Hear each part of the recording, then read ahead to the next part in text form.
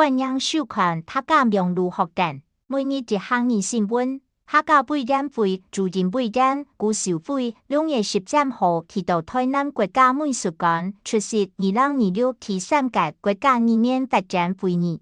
辜主委表示，客委會成立以來，持續透過政策推動本白發通老二式倡議，提升客家作品認同，還有本白能見度。不過，客家嘅使用老創新，還係面臨到當嚴重大挑戰。希望透過禮拜會議，廣納各界嘅見面，老創新思維，能使漢下多嘅力量投入語言復振工作，共同打造語言拼天嘅多元社會。辜主委進一步表示，幾年來，客委會透過發展研究、導入推廣語言復振計劃，老多年本白發通，積極檢討客家使用環境。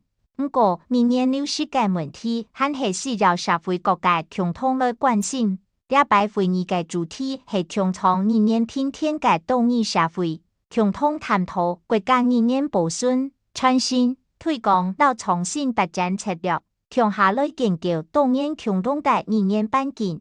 以上係客家名語學典嘅報道。接下來來教大家基本嘅每日一項語，就係語言。語言直接促進嘅語言係輕鬆了解本白。直接促進嘅語言係輕鬆了解本白。你學會嗎？下禮拜講來聊。